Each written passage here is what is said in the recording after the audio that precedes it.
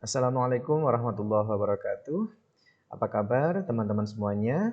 Hari ini kita belajar lagi di mata kuliah Language Classroom Management atau Manajemen Kelas Bahasa. Dan pada kesempatan kali ini kita akan belajar terkait students misbehavior atau perilaku-perilaku siswa yang menyimpang ketika belajar di kelas, baik itu kelas tradisional khususnya ya, ataupun kelas online. Nah, di sini untuk materi kali ini saya berikan judul dengan Understanding and Dealing with Difficult Student Behavior. Jadi, ketika terjadi pelanggaran atau penyimpangan perilaku siswa yang ada di dalam kelas, maka kita harus memahami dulu ya. Faham apakah perilaku itu benar-benar pelanggaran atau memang tidak sepenuhnya pelanggaran seperti itu. Kemudian setelah kita mengetahui jika itu merupakan sebuah pelanggaran atau penyimpangan terhadap aturan yang ada di kelas, maka bagaimana caranya kita bertindak atau mengarahkan atau meluruskan kembali siswa tersebut supaya on the right track atau sesuai dengan aturan-aturan yang ada di kelas tersebut. Oke, di sini kita awali dengan some causes of misbehavior atau beberapa penyebab yang mengapa penyimpangan perilaku di kelas atau mungkin pelanggaran yang dilakukan oleh siswa di kelas itu bisa terjadi. Nah, di sini ada beberapa hal ya yang umum terjadi. Nah, yang pertama kita awali dengan introduction ya. Misbehavior is a word adult use, not students. Jadi kata pelanggaran ya, pelanggaran itu adalah sebuah kata yang digunakan oleh orang dewasa, khususnya kita sebagai guru gitu ya. Tapi tidak oleh siswa. Dalam artian mengapa? Bagaimana? Ketika kita melihat siswa kita melakukan pelanggaran di kelas, belum tentu mereka itu sebetulnya paham kalau yang dilakukan itu adalah sebuah tindakan yang melanggar aturan di kelas. Ya. Karena kita harus paham, terlebih kalau siswa kita itu adalah elementary school students atau junior high school students. Jadi mungkin mereka belum paham kalau apa yang mereka lakukan itu adalah sebuah tindakan yang bisa mengakibatkan proses atau jalannya kegiatan belajar mengajar itu menjadi terhambat atau mungkin terganggu. Nah, makanya kata misbehavior itu sebetulnya lebih dari sudut pandang seorang guru, tidak dari seorang siswa gitu ya. And then misbehavior, the way teachers see it is different from the way students see it. Ya.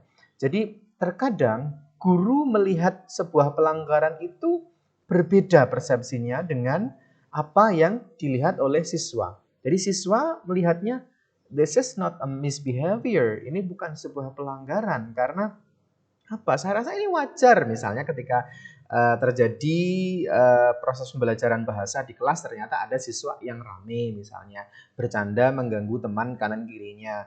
Mungkin mereka menganggap, oh saya ini bercanda kok, kita senang-senang aja, kita fine-fine saja, kita melakukan hal-hal yang fun dengan teman-teman sebayanya di kelas. Nah, tetapi guru melihatnya that misbehavior itu adalah sebuah pelanggaran. Kamu ganggu temanmu belajar, nanti temanmu yang harusnya konsentrasi belajar jadi terganggu karena kamu ajak bercanda, kamu gangguin dan lain sebagainya. Nah, jadi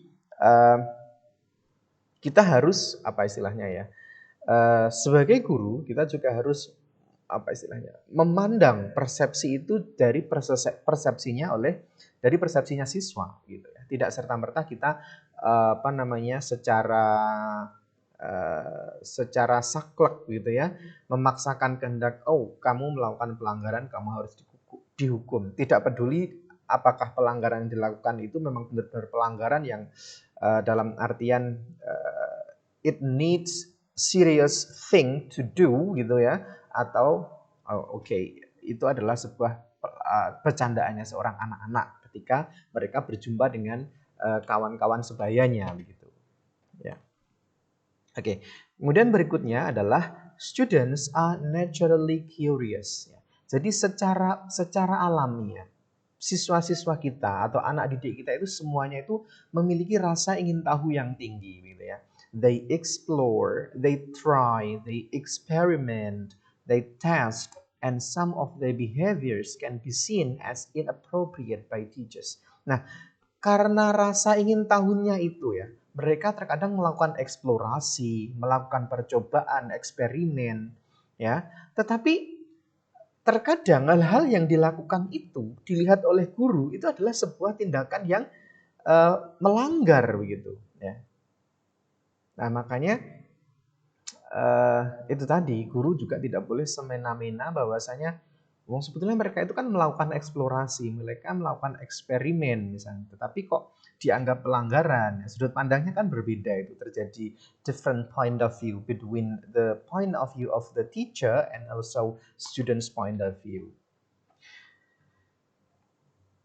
All behavior has a purpose and dealing with all misbehavior the same way may not work. Jadi hal-hal atau perilaku yang dilakukan siswa itu biasanya pasti memiliki sebuah tujuan gitu ya. Tetapi terkadang kalau untuk sesuatu tindakan yang melanggar itu guru itu tidak melihat apa sebetulnya tujuannya mereka itu melakukan itu apa sih. Nah, terkadang seenaknya sendiri guru itu menjudge siswanya gitu ya. Padahal there is something behind the students' misbehavior. Ada sesuatu di balik mereka melakukan tindakan-tindakan pelanggaran itu. Oke, masih lanjut dari causes of misbehavior ya. Most difficult and perhaps most important in dealing with misbehavior is understanding the purpose of misbehavior. Nah, ini harus kita perhatikan adik-adik selaku calon guru ya. Jadi hal yang paling penting dan mungkin juga paling sulit dilakukan ketika kita menangani sebuah pelanggaran yang dilakukan oleh siswa adalah kita memahami apa sebetulnya tujuan mereka melakukan pelanggaran itu ya. The thing behind the misbehavior done by the students. Yeah. Teachers cannot deal with misbehavior effectively until we know the reasons for it.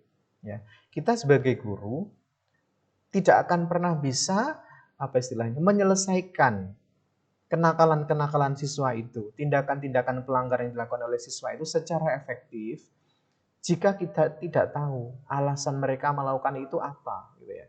Maka penanganannya tidak tepat kalau kita tidak tahu the reason behind it, ya. Alasan di balik itu semua. The most important to remember is to keep our cool and stay calm when we try to help students behave in a better manner. Nah, yang harus kita ingat, yang harus selalu kita ingat adalah ketika kita ingin meluruskan mereka yang melanggar itu ke the right track ya, maka kita harus tetap cool, tetap kalem ya. Misalkan mereka ngegas misalnya apa ya, tapi kita harus tetap keep our emotions cool and stay calm. Ya. Susah ya mungkin ya. Kadang kalau kita masih muda itu seringnya terbawa dan terpancing emosi kita gitu ya. Tetapi we must keep in our mind that we have to stay cool and stay calm. Okay, when students misbehave in class and teachers have difficulty maintaining classroom control, ya, ketika siswa melakukan tindakan pelanggaran di kelas, kemudian guru kesulitan dalam mengontrol kelas, ya, biasanya apa yang dirasakan oleh guru ya? Teacher feel a sense of failure, ya, guru merasa gagal dalam mendidik siswanya, dalam proses belajar mengajarnya. They feel rejected ya. Guru merasa tertolak bahwasanya kehadiran saya ini kok sepertinya ditolak oleh murid-murid saya ini. Apa yang salah dengan saya gitu misalnya. Feeling threatened ya, merasa terancam gitu ya. Dan other feelings ya, dan perasaan-perasaan negatif yang lain. Biasanya begitu. Nah, how to avoid those feelings? Bagaimana kita sebagai guru supaya kita terhindar dari perasaan-perasaan seperti itu? Ya, the first thing to do is clarify the types of behavior. Why is the student behaving this way? Ya, balik lagi ke tadi ya. Kita harus pahami dulu, kita harus tahu mengapa siswa melakukan hal seperti itu. The reasons behind it. Alasan dibalik mereka melakukan tindakan misbehavior itu. Kemudian understand some causes. Kita pahami penyebab-penyebabnya. Generate solutions. Ya, once we have found the cause, ya, or the causes, we have to generate the appropriate solution to solve the student's misbehavior. Ya, kalau kita sudah tahu penyebabnya, ya, kita bisa dengan mudah mencari solusinya begitu. Separate behavior from person. Ya, ini yang harus kita hindari. Terkadang guru itu akhirnya karena melihat misalnya kok si A ini kok sering sekali melakukan tindakan misbehavior, akhirnya dia menjudge, saya nggak suka dengan si A ini. Ya, kita harus memisahkan antara tindakan misbehavior itu dengan personnya, dengan urusan in person gitu. Akhirnya malah membenci siswa itu. Kalau apapun dilakukan oleh siswa itu maka akan dibenci oleh guru. No, it's wrong ya. Itu nggak boleh. It is forbidden for teachers to do that. Kemudian check our emotions out of the situation and don't take students' behavior personally. Ya. Jadi kita harus cek emosi kita. Ya. Cek emosi kita. Dan jangan sampai lagi-lagi jangan sampai kita menilai perilaku siswa itu secara personalnya gitu ya. Apapun yang dilakukan oleh si A itu pasti melanggar, sudah pasti jelek. No, don't do that. Oke, ini adalah some causes of misbehavior. Jadi ada beberapa hal ya yang sering kali menjadi penyebab adanya tindakan misbehavior atau tindakan pelanggaran yang dilakukan oleh siswa di kelas. There are many causes of misbehavior, for example, anger, ADHD, ODD, FASD, bullying, low motivation, anxiety, mental health, emotional stability, physical health, home or school issues, peer pressure, and many others. Jadi kalau di sini disebutkan bahwasanya yang sering kali menjadi penyebab dari tindakan misbehavior itu adalah misalnya rasa marah, gitu ya. Rasa marah yang ada di diri siswa, misalnya dia marah dengan siswanya, akhirnya berefek pada kegiatan di kelas. Dia marah karena misalkan gurunya ngasih tugas yang terlalu banyak, akhirnya dia menjadi marah atau bagaimana, itu bisa saja terjadi. Atau mungkin karena hal-hal yang sifatnya adalah psychological, sifatnya bersifat psikologis, misalnya ADHD ya. ADHD, dia kayak susah berkonsentrasi ke materi begitu ya, atau ODD atau FASD. Nah, ini semuanya kan gangguan psikologis ya.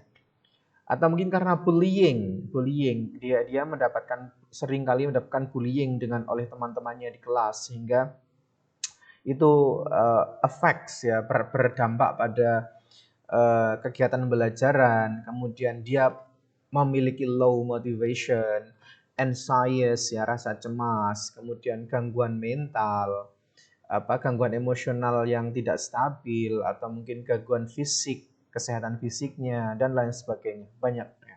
Makanya once our students do misbehavior, ya, again and again, the first thing we should do is investigating the reasons behind it. Ya.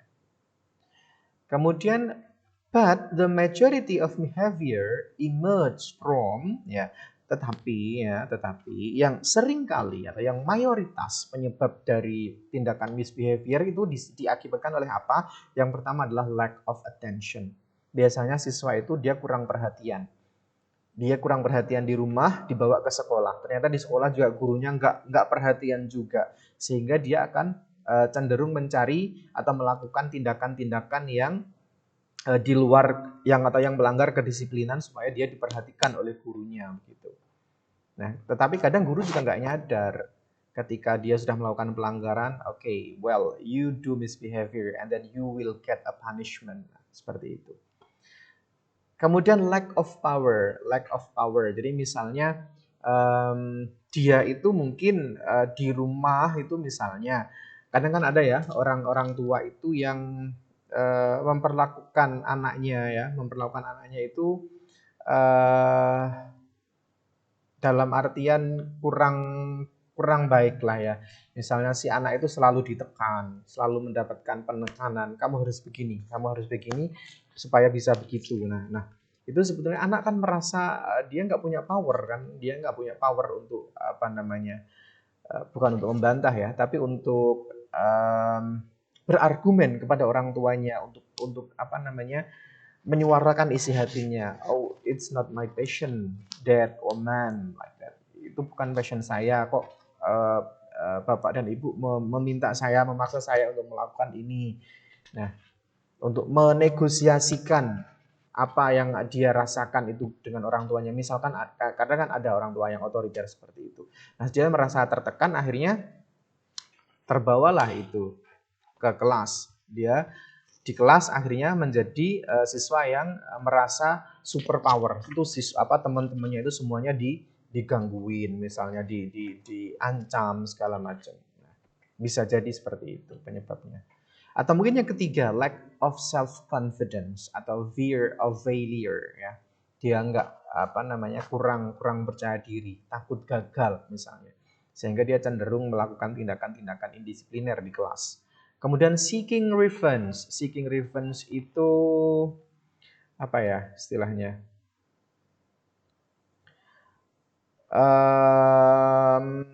Kayak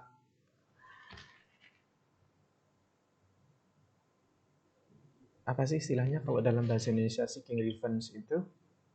Sorry, I have to try.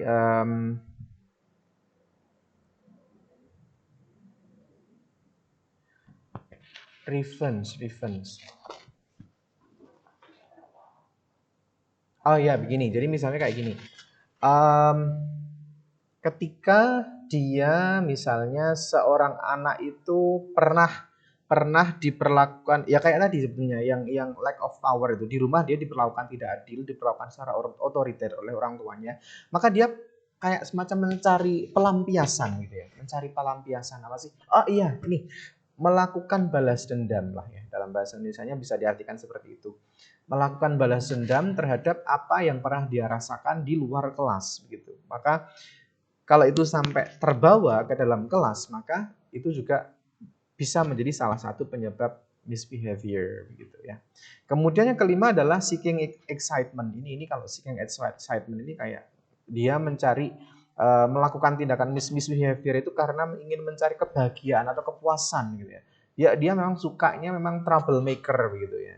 Nah, kalau dia nggak ganggu temennya itu nggak bahagia hidupnya itu kan ada kadang ya tipe-tipe anak-anak yang seperti itu gitu. Nah, maka dengan kita tahu apa itu penyebab dari tindakan misbehavior siswa itu, kita bisa mengenerate solusi penyelesaian masalah yang lebih tepat begitu. Tidak semua masalah misbehavior itu selesai dengan punishment ya. Jadi kadang ada siswa yang dihukum berkali-kali tapi enggak jeda juga. Itu kenapa penyebabnya mungkin salah satunya yaitu tadi hukuman itu tidak bisa menyelesaikan masalah terkadang ya dalam kasus seperti ini. Oke, sedangkan ya kita sebagai guru itu ketika kita berada dalam kelas ya, kita mengharapkan tindakan-tindakan yang baik-baik ya. Teachers expect certain behaviors in the classroom. Misalnya kayak punctuality, siswa harus tepat waktu, regular attendance, hadirnya rutin, performance of required task, semua tugas dikerjakan dengan baik, paying attention itu siswa perhatian terhadap apa yang disampaikan oleh guru, coming prepare, siswa datang ke kelas itu sudah dalam keadaan siap, buku dibawa, tugas selesai jika ada PR dan segala macamnya gitu ya. Dressing appropriately, pakaiannya rapi, sesuai dengan seragam yang ditentukan pada hari tersebut misalnya ya. Being polite, being respectful, sopan, terus kemudian hormat sama guru gitu. Ya seperti itu kan yang diharapkan guru ya.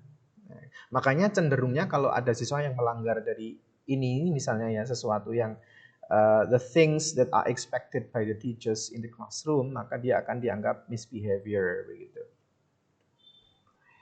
Nah, if the students break these rules, ya, it poses a problem for teacher trying to manage classroom behavior to optimize student learning. Ya, kalau ketika ada siswa yang melanggar aturan-aturan tadi ya, yang tepat waktu, kemudian apa namanya perhatian, sopan, itu kalau misalnya ada yang melanggar itu, maka dia dianggap misbehavior dan tentunya sebagai seorang guru kita harus apa namanya memanage ya, mengarahkan kembali itu siswa yang melakukan misbehavior itu supaya pembelajaran bisa optimal gitu.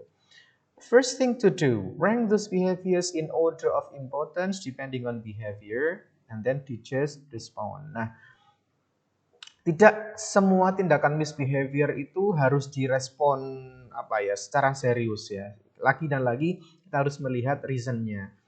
Maka yang harus dilakukan guru yang pertama ketika ingin menyelesaikan apa namanya siswa yang melakukan misbehavior itu tadi adalah apa namanya dicari mana yang misbehavior yang mengakibatkan uh, fatality rate yang lebih tinggi gitu misalnya yang benar-benar mengganggu jalannya proses pembelajaran gitu ya. Kalau misalnya hanya sekedar humor, apa guyon sama temannya di tengah-tengah pembelajaran, ya mungkin cukup diingatkan aja. Ya sekali-kali juga guru bolehlah ikut humor dengan siswanya, melakukan dengan memberikan joke-joke yang ringan gitu supaya siswa tidak sepanang atau tidak apa namanya tidak terlalu tegang dengan pembelajaran gitu. And then what we do, how do we manage the classroom climate? Ya, bagaimana caranya kita apa namanya memanage supaya kelas itu kembali nyaman, kembali kondusif seperti itu. Ya, ask students to stop behavior and focus on task. Ya, kita ingatkan ya, ayo jangan rame, kita balik lagi ke pembelajaran gitu ya. Remove student issue warning, offer choices, dispense consequences, refer to admin. Atau mungkin kita bisa juga bolehlah kita oke kamu yang rame sekali dua kali diingatkan nggak kena gitu ya. Suruh keluar sekali-kali boleh atau disuruh ke depan gitu boleh diminta apa gitu. Sorry, I read the message.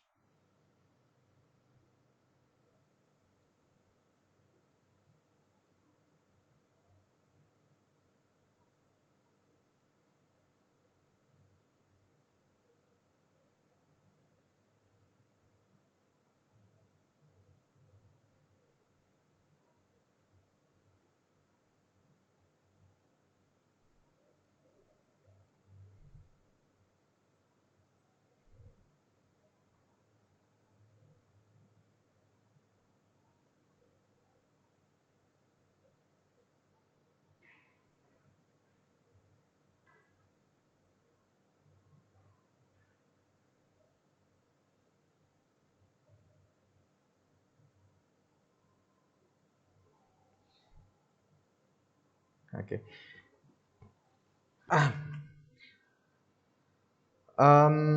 Ya, kita bisa remove student atau mungkin issue warning. Issue warning itu dalam artian kita ingatkan. Atau kita bisa menawarkan offer choices. Oke, kalau kamu nggak diem, kamu gantikan saya ke depan, rangkan misalnya kayak gitu, gitu ya. Dispense consequences, kita kasih tahu konsekuensinya apa. Atau referral to admin kalau misalnya sudah terlalu keterlaluan begitu ya melanggarnya, kita bisa referral to admin. Misalnya kalau di sekolah itu kan ada guru BK gitu ya, kita serahkan aja ke guru BK untuk dibina begitu.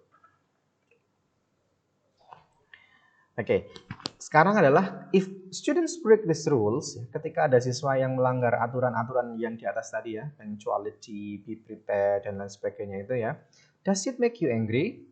Apakah itu akan membuat guru marah? Seems senseless to respond? Embarrasses you? Guru jadi malu, dipermalukan, atau mungkin amuse you, atau membuat guru terhibur begitu ya. make you want to ignore behavior. Akhirnya guru nggak akan mengignore mereka yang melakukan misbehavior itu di ban wae gitu ya. Challenge you to understand what causes the behavior and respond accordingly. Ya, harusnya adalah yang dilakukan guru adalah memahami apa penyebabnya dan kemudian meresponnya secara tepat gitu ya. Nah, what does it mean to respond accordingly? Yang dimaksud dengan merespon dengan tepat itu apa? Ya, ya yang pertama ada misalnya respon dengan tepat dilihat dulu penyebabnya apa, gitu ya. Penyebabnya apa? Baru di respon. Kalau misalnya dia penyebabnya karena misalnya lack of motivation misalnya, ya kita motivasi lah. Atau mungkin dianya lack of power atau mungkin seek revenge yang kayak tadi balas dendam ya kita duduk bersama kita jelaskan bersama-sama gitu supaya diberikan kefahaman lah si siswa itu supaya tidak bahwasanya tindakan yang dilakukan itu bisa mengganggu kenyamanan di kelas, mengganggu kondusivitas kelas dan lain sebagainya. Okay, there is an individual task that student must do. Ini adalah ada sebuah tugas ya untuk adik-adik semuanya. And please do the task in e-learning. Nanti silahkan diisikan di e-learningnya ya. Tapi ini saya jelaskan. Tapi nanti tugasnya juga di e-learning itu sudah saya paparkan gitu ya. Nanti tinggal dimasukkan di sana jawabannya gitu ya. Instruksinya adalah try and recall a challenging behavior or situation you had to deal with and think about how you responded. Ya, coba dan ingat kembali. A challenging behavior itu adalah tindakan yang menurut kalian itu menantang kalian dalam hal misbehavior ya, or situation atau situasi yang menantang you had to deal with, yang harus kamu selesaikan masalahnya. Ya. Ini tidak harus berdasarkan pengalaman, bisa juga misalnya adik-adik bayangkan kalau misalnya posisi sebagai guru, hal yang paling sulit untuk dilakukan itu apa? Terkait dengan student misbehavior ya. And think how you responded. Kemudian bagaimana adik-adik meresponnya? Posisinya sebagai guru ya. Suppose that you were a teacher ya. Bayangkan kalau adik-adik semua ini adalah seorang guru. Kemudian what you should do is describe what happened. Deskripsikan apa yang terjadi ya. Kemudian ini ada rinciannya. What led up to it? Apa yang menyebabkan itu terjadi? What was the behavior? Tindakannya apa? How did other students react? Bagaimana kira-kira nanti siswa lainnya itu akan bereaksi terhadap sesuatu yang dilakukan oleh siswa yang melakukan misbehavior itu? Kemudian how did you respond? Bagaimana kamu sebagai guru merespon tindakannya siswa itu? What were the activities in the classroom at the time? Ya. Kira-kira pada saat kegiatan apa itu terjadi? Tindakan misbehavior itu? What was the outcome? Dampaknya apa? Atau hasilnya bagaimana? Kemudian what would you do differently next time? Nah, kalau misalnya di lain waktu ada tindakan seperti itu, kamu akan melakukan seperti apa? Nah, ini dibuat essay ya. Bukan. Ini pertanyaan ini tadi dijadikan kerangka jawaban, kemudian dijawab, dideskripsikan ya adik-adik. And the thing that you should remember that your answer must be in English ya. Your answer must be in English. Jawabannya harus dalam bahasa Inggris. This is individual task. Oke, kita lanjutkan. Mengutip pernyataan dari Dignity, Mandler dan Kerwin pada tahun 99 ya. Our effectiveness largely depends on our ability to choose a response that is appropriate to the situation ya. Ini kalau kita sebagai guru ya posisinya ya. Efektivitas kita sebagai seorang guru ketika menangani permasalahan tentang misbehavior ya, itu tergantung ya kemampuan kita dalam memilih respon apa yang akan kita berikan terhadap tindakan misbehavior itu. Kalau kita bisa memilih respon yang tepat, yang sesuai dengan latar belakang terjadinya masalah itu atau reasons behind it, maka tindakan kita itu akan efektif. Kalau tidak, it will be useless. Yeah. Okay, what are the factors that promote student learning and hopefully minimize misbehavior? Kira-kira faktor apa saja yang bisa meningkatkan belajar siswa dan diharapkan juga bisa meminimalisir tindakan misbehavior atau pelanggaran. Ya. Lessons are enjoyable, students are involved or engaged in their own learning, relevant and meaningful. Jadi kegiatan pembelajaran seharusnya adalah sesuatu yang enjoyable, menyenangkan ya. Kemudian siswa terlibat dalam kegiatan tersebut sehingga akan terjadi meaningful learning, pembelajaran yang bermakna. Gitu. Kemudian yang kedua adalah students discovering interesting and new information ya. Siswa harus menemukan sesuatu yang menarik atau informasi baru dari kegiatan pembelajaran itu. Kalau tidak ya biasanya cenderung siswa akan they will get easily bored. Ya, siswa akan gampang bosan dengan proses pembelajaran. Kemudian teacher students achieving goals. Jadi bersama-sama guru dan siswa dalam mencapai tujuan pembelajaran. Jadi tidak hanya siswa saja yang didrill dengan tugas-tugas, dengan dengan proyek-proyek pembelajaran, tetapi tidak disertai dengan penjelasan yang memadai dari guru, tidak ada bimbingan, tidak ada arahan. Nah, nanti itu namanya one way communication atau one way kegiatan satu arah berarti ya. Hanya siswanya saja. Gitu. Tapi kita harus bersama-sama. There must be a cooperation and collaboration between the teacher and students to achieve the learning outcomes. And then understanding the purpose of task. Ya, guru dan siswa harus sama-sama paham dari tujuan pembelajaran itu apa. Harus paham. Kemudian positive student-teacher relationship. Hubungan guru dan siswa itu harus positif. Makanya teacher and students closeness itu penting. Closeness dalam artian tidak sampai melanggar batas privasi gitu ya. Kemudian structure environment and clear expectation ya. Jadi lingkungan pembelajaran itu sudah terstruktur dengan baik. Kemudian tujuan pembelajarannya juga jelas.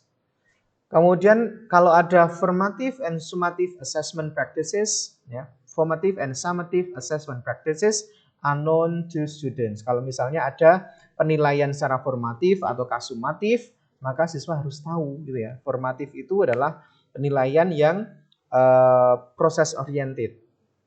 Ya, jadi orientasinya adalah proses pembelajaran. Kalau sumatif itu yang dilakukan di akhir pembelajaran gitu.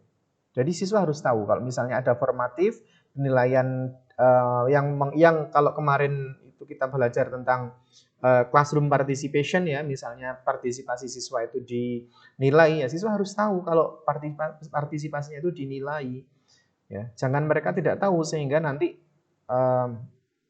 terjadi hal-hal yang miskomunikasi misalnya gitu. And then what interferes with learning? Kira-kira apa yang mempengaruhi pembelajaran itu ya? Misalnya adalah fear of failure. Siswa itu takut gagal, boredom, dia bosan, unrealistic goals. Tujuan pembelajaran itu nggak realistis. Misalnya too much material, materinya terlalu banyak, overloaded curriculum and with provincials. Kurikulumnya terlalu banyak misalnya. Not understanding the purpose of task, relevancy, connectivity, scope, and sequence, disjointed, based lessons to pass. Ya, misalnya tujuan pembelajaran itu nggak jelas, guru nggak bisa menghubungkan antara materi dengan kehidupan nyata misalnya. Itu penting ya, itu penting sekali karena menghubungkan kebermanfaatan materi dengan kehidupan itu kan sangat penting sekali. Kalau tidak bisa, guru tidak bisa menghubungkan kaitannya materi dengan real life situation, maka bisa dipastikan siswa akan bertanya, ini gunanya apa sih? Kalau sudah seperti itu, siswa nggak tahu kegunaannya dalam real life situation, ya otomatis mereka akan merasa ini pelajaran nggak penting banget sih, nah kayak gitulah ibaratnya. Kemudian students feeling tired, ya guru harus bisa memahami kondisi siswa. Kalau dia siswanya sudah paham, sudah capek, lelah, oke, stop the learning process. Atau mungkin kita bisa menyelai dengan kegiatan yang ice breaking, ya kegiatan ice breaking yang bisa mencairkan suasana, bisa dengan jokes atau mungkin apa begitu. Unmotivated, ya, siswanya nggak termotivasi, atau other personal issues, ya, isu-isu personal lainnya. Kemudian classroom structure and arrangement, unclear classroom expectation, poor lesson planning, teacher subject expertise is minimal. Nah, di antaranya yang bisa mengganggu atau menghambat pembelajaran itu adalah apa? Poor lesson planning. Jadi guru itu nggak punya lesson plan, nggak punya perencanaan pembelajaran yang baik, sehingga dia datang tanpa perencanaan. Ya, dia bingung. What should I do in this class gitu ya. Bingung dia. Atau mungkin teacher subject expertise is minimal. Jadi apa ya? Kemampuan guru terkait bidang tersebut minimal gitu ya. Dia bukan ahlinya, maka ya gimana kita bisa bayangkan seseorang yang bukan ahlinya mengajar bidang tersebut gitu ya. Kacau. Oke, next we talk about grading and assessment. Misalnya kalau ada penilaian ya, making your grading policies and expectations as transparent as possible. Be able to defend your assessment practices ya. Jadi supaya siswa juga sama-sama tahu gitu ya, ketika ada penilaian ya, penilaian kita itu harus transparan. Hal-hal apa saja yang menjadi aspek penilaian, indikatornya apa saja. Then use rubrics and convert them to percentages or letter grades that can be understood by student, parent, and admin. Kalau kita sebaiknya memang ada scoring rubrik sehingga misalnya classroom participation di persentase ini persentase 10% misalnya. Kemudian daily assignment atau daily task 10%. Kemudian mid semester test 25% dan seterusnya. Itu harus jelas. Oke, modeling. Modeling di sini adalah teacher as a role model for the students. Ya. Jadi guru itu kan sebagai role model, ya, atau orang yang dijadikan contoh oleh siswanya. Ya. Nah, model the behavior you want to see. Ya. Maka kalau ingin menjadi role model yang baik bagi siswa, apa yang harus dilakukan guru?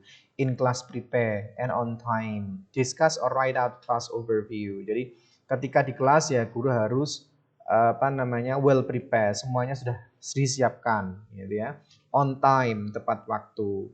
Guru harus mendiskusikan atau menuliskan misalnya out class overview itu adalah misalnya kayak kegiatan-kegiatan yang harus dilakukan siswa di luar kelas terkait dengan pembelajaran misalnya itu apa namanya ada jelas gitu ya.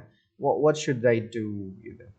Use respectful language, not sarcasm. Nah, ketika guru berbicara menggunakan bahasanya, gunakan bahasa yang santun, tidak bahasa yang sarkasm ya, yang kasar atau ada masa kok guru misalnya kayak apa mengata-ngatai muridnya dengan kasar ya, itu bukan contoh yang baik. Remain calm ya, tetap tenang gitu ya. Leave your problems at home. Kalau misalnya sedang ada masalah ya, guru kan juga manusia ya. Ada masalah ya, leave your problems at home. Tinggalkan itu masalah di rumah. Jangan dibawa ke sekolahan sebisa mungkin. Dilatih. Ya, mungkin kalau awal-awal susah juga akan ke bawah juga, tetapi dengan seiringnya perjalanannya waktu ya, kita bisa berlatih. Kalau ada masalah di rumah ya udah, just leave it behind, leave it at home dan jangan dibawa ke sekolah apalagi ke masuk kelas gitu ya. Be honest, guru harus jujur. Misalnya terkait dengan grading system atau assessment tadi ya, harus terbuka. Develop classroom radar. Try and sense what's going on between students or in the school. Ya. Nah, guru itu harus punya apa ya, insting yang kuat ya, punya ibaratnya dia harus tahu apa yang terjadi di sekolah itu, apa yang sedang di sekolah itu, apa yang sedang terjadi antara siswa yang ada di kelas-kelas itu, sehingga bisa mengenerate tindakan yang tepat atau solusi yang tepat jika terjadi misbehavior. Ya. Use proximity control, move around the classroom during guided and independent practice. Ya. Ini terkait dengan teacher position in the class, ya. Sebaiknya juga selalu move around the class. Jangan hanya berdiri di satu titik yang ada di kelas tersebut. Behavior management. Terkait dengan manajemen manajemen tindakan atau manajemen tingkah laku, ya. Use nonverbal signals for attention, ya. Misalnya kalau kita mau menarik perhatian siswa, kita bisa menggunakan sinyal-sinyal nonverbal, misalnya dengan gesture, ya, misalnya hanya dengan ada siswa ramai kita bilang shh, ya, itu kan cukup, ya. Mereka bisa paham kalau they are not allowed to be noisy gitu. Kemudian be aware of your voice and body language. Hati-hati dengan suaranya, dengan suara kita, ya, atau dengan body language, ya. Kita harus melakukan eye contact dengan siswa kita. Jangan sampai kita menerangkan kemudian kita nggak melihat siswa karena saking gugupnya atau gimana begitu, ya, karena guru baru misalnya. Nah, kita menerangkan siswa yang dilihat luar, ya. Itu akan mengakibatkan dia tidak akan dapat perhatian dari siswanya. Kemudian use pauses and wait time. Nah, ini biasanya kalau terjadi pada saat teacher's question, ya, guru memberikan pertanyaan kepada siswa, ya. Siswa diberikan pertanyaan, jangan langsung disuruh jawab, tetapi diberi waktu untuk berpikir, ya. Kemudian distract, plan explosion, redirect, no threats, ya.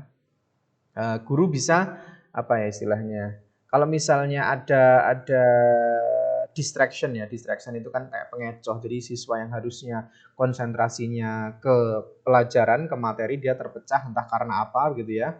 Maka guru harus bisa meredirect perhatian siswa ke materi tanpa adanya ancaman. Nggak perlu tuh ngancam siswa. Ayo kalau kamu kayak gini awas, kamu harus keluar atau segala macam. Itu nggak bagus. Kemudian praise publicly, discipline privately. Nah, ini terkadang susah ini, guru nggak tahu teorinya, ya. Praise publicly, discipline privately. Kalau kita mau muji siswa kita, pujilah dia di depan teman-temannya, ya. Pujilah dia di depan teman-temannya, di depan kelas, di depan orang banyak, sehingga dia akan merasa dihargai, ya. Merasa dihargai sehingga itu bisa meningkatkan motivasinya, bisa meningkatkan self confidence-nya, bisa meningkatkan self esteem-nya, penghargaan terhadap dirinya sendiri gitu. Tetapi kalau kita mau mendisiplinkan siswa, do it privately, ya. Misalnya kita mau menegur siswa, tegurlah secara privat, dipanggil. Nak sini, nak. Kita omongkan secara privat. Jangan ditegur di depan atau di hadapan teman-temannya atau di depan kelas, ya. It will embarrass them. Kalau kita lakukan seperti itu, ya, menegur di depan teman-temannya, dia bisa merasa malu. Terlebih kita kan nggak tahu, ya, kondisi siswa itu kan macam-macam. Ada yang perasaannya itu halus gitu, ya. Ketika ditegur aja dia sudah merasa desperate. Oh, aduh, gimana, malu gitu. Ya, meskipun ada juga yang ditegur cuek-cuek aja. Tapi sebaiknya, ya, praise publicly, discipline privately. Ya, itu akan menjadi lebih bagus. Seperti halnya juga ketika kita dengan kolega kita, misalnya dengan rekan sejawat kita. Kalau kita mau mengkritik, itu sebaiknya kritiklah secara private gitu, ya. Kritiklah secara private. Jangan mengkritik di hadapan orang banyak. Itu tidak beretika, ya. Tidak beretika sama sekali kalau ada orang yang melakukan itu. Kalau mau mengkritik, ya secara personal saja. Jangan di hadapan orang banyak. Kalau di hadapan orang banyak itu mempermalukan, itu namanya. Oke, kemudian berikutnya adalah use humor, ya. Guru harus bisa lah joke, ya, sedikit-sedikit, ya. Kita joke-joke ringan, guyonan-guyonan ringan sehingga siswa itu tidak tegang terus gitu. Use school resources, programs, example connections, behavior contracts, admin, referrals, ya. Jadi kalau misalnya ada terjadi misbehavior, guru bisa memanfaatkan fasilitas yang ada di sekolah, misalnya dengan guru BK, kemudian yes dan lain-lain lah, itu resources yang ada di kelas yang terkait yang penanganan hal seperti itu dimanfaatkan, boleh. Nah, ini the ultimate goal of student behavior is to fulfill a need. Nah, jadi ketika siswa melakukan tindakan sesuatu itu sebetulnya ada tujuannya, ya, ada tujuannya. Di sini ada 3 ya umumnya ya. Students need to feel counted. Ya. Siswa itu ingin diperhitungkan. Ya.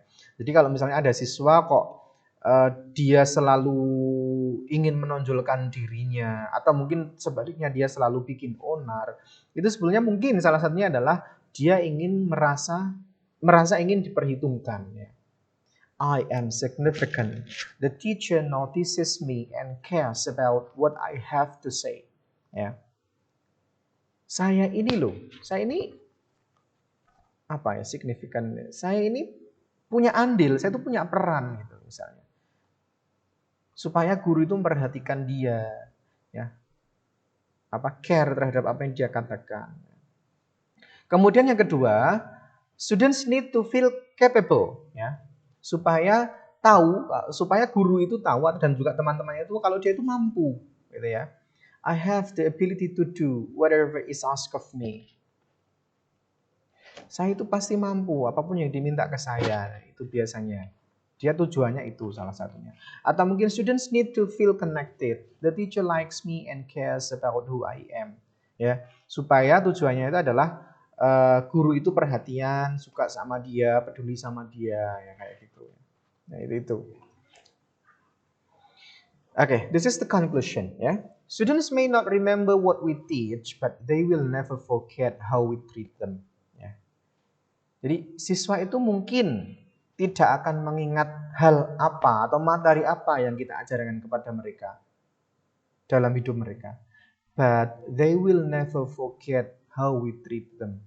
Tetapi dia tidak akan pernah melupakan bagaimana kita memperlakukan mereka. Misalnya kalau kita selalu berlaku adil kepada siswa-siswa kita, bersikap ramah pada anak-anak didik kita, itu akan dibawa sampai mereka dewasa.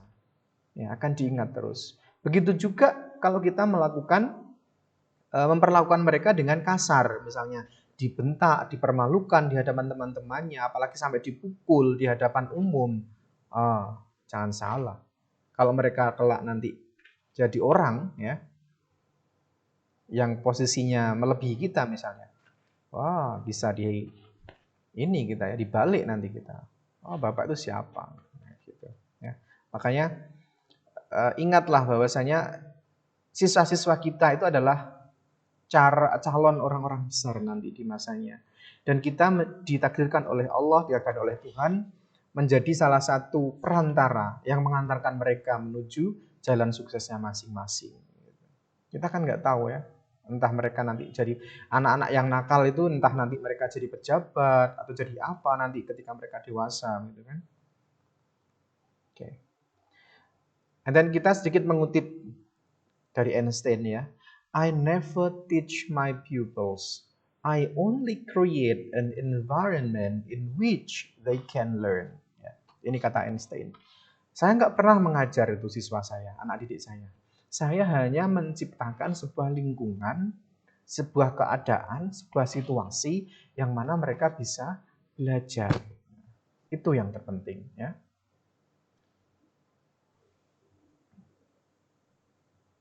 Okay, that's all. Our lesson today, our material today. Terima kasih atas perhatian adik-adik semuanya, teman-teman semuanya. Kita cukupkan materi kita pada mata kuliah Language Classroom Management pada hari ini. And finally, I say wassalamualaikum warahmatullahi wabarakatuh.